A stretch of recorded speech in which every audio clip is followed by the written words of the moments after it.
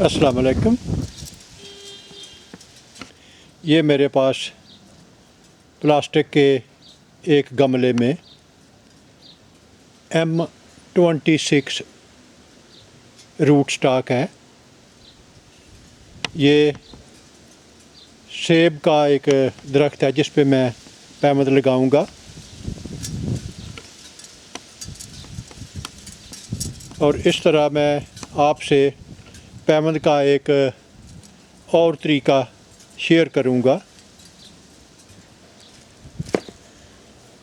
जिस तरीके से ये मैं पैमद लगाऊंगा, इस तरीके को रिंग ग्राफ्ट कहते हैं। इस तरीके से पैमद लगाने का सबसे बेहतरीन मौसम बहार है, क्योंकि मौसम बहार में दरख्तों में कुदरती तौर पे सैप काफ़ी मिक़दार में मौजूद होती है।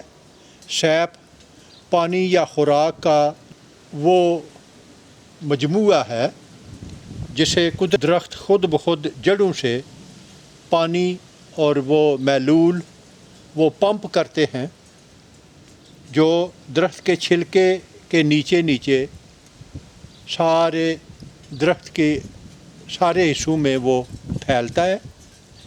जब ये अमल शुरू होता है तो उस वक़्त दरख्त से छिलका उतारना आसान हो जाता है। तो इस तरीके में पैमद लगाने के लिए रूट स्टॉक और सायान दोनों का साइज़ जो है वो बराबर होना चाहिए। और पैमद लगाने के लिए क्या किया जाता है, अगर ये आप मौसम बहार में पैमद लगा रहे हैं तो आप इस छिलके को ऐसे ट्विस्ट करते जाएं तो ये लकड़ी के साथ जुदा होता जाएगा।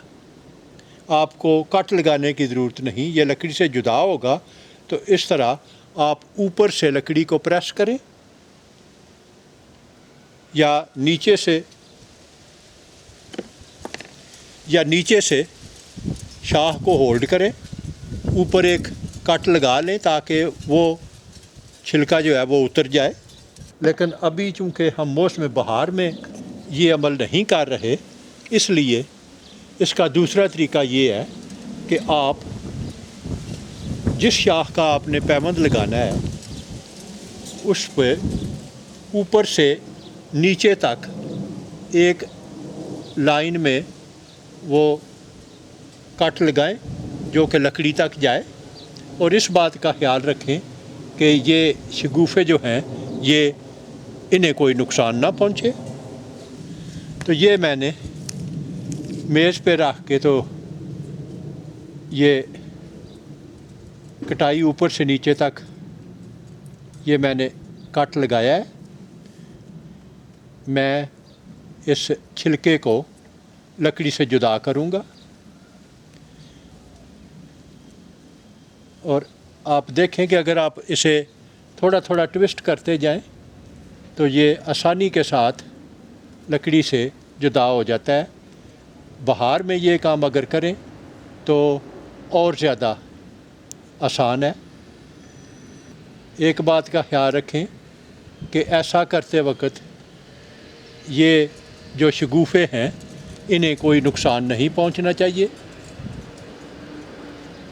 आखिर में ये लकड़ी का हिस्सा इसको निकाल लें।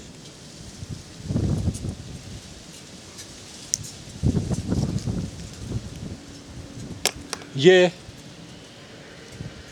आपके पास पैमद लगाने के लिए ये रिंग मौजूद है।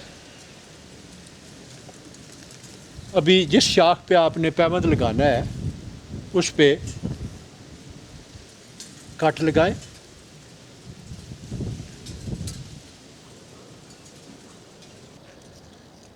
इसी तरह की एक कटाई इसके दूसरी तरफ कर लें। इससे आपको छिलका उतारने में मदद मिलेगी।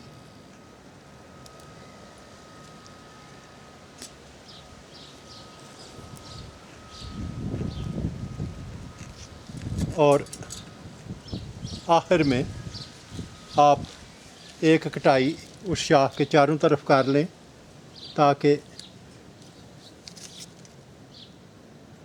छिलका यहाँ तक तो उतर जाए, लेकिन इसके बाद जो शाह है उस पे छिलका मौजूद रहे।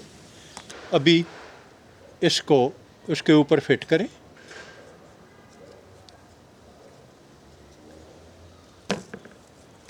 और इस रिंग को इस कटाई तक मुकम्मल तौर पे बैठ जाना चाहिए।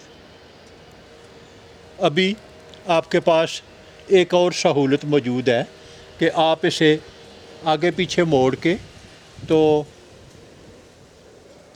इस शाह के शगुफ़े निकलने और उनके बढ़ने का रुख भी मुतय्यन कर सकते हैं। अभी अगला स्टेप ये है कि आप इस पे पट्टी बांध दें। पहले पट्टी बहुत ज़्यादा सख्ती से आप पट्टी ना बांधें, क्योंकि अगर आप इसे पुल करेंगे प्लास्टिक की पट्टी को तो हो सकता है कि उसके साथ ये भी इसके गिर्द घूमना शुरू कर दे। तो ऐसा नहीं होना चाहिए। एक आर्जी तौर पे ऐसे पट्टी बांधते जाएं, पट्टी को बहुत ज़्यादा पुल ना करें। अभी ऊपर से नीचे तक एक दफ़ा पट्टी मैंने बांध दी है। अभी आप इसे मज़ीद मजबूत कर सकते हैं। इस पट्टी को तकरीबन 3 या 4 हफ्ते रहना चाहिए।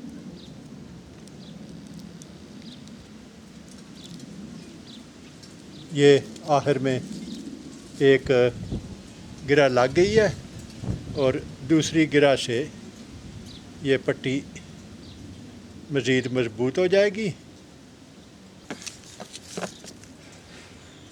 अभी शाह का जो बलाई हिस्सा है लकड़ी का, इसको आप काट दें और जो सिरा है उसके ऊपर आप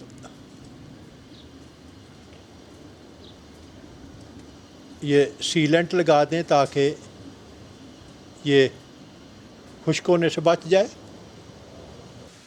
अभी ये मैं इस पे लेबल लगा रहा हूँ जिस पे तारीख़ और वैरायटी का नाम दर्ज है। 2 या 3 हफ्ते तक अगर ये पैमंद कामयाब है, वो बिल्कुल इस तरह सेट हो जाएगा कि जैसे वो दरख्त का हिस्सा बन चुका है। उस सूरत में वो पैमंद कामयाब है। मैंने 3 बड का रिंग लगाया है। उम्मीद है कि आपको पैमंद लगाने का ये नया तरीका पसंद आएगा।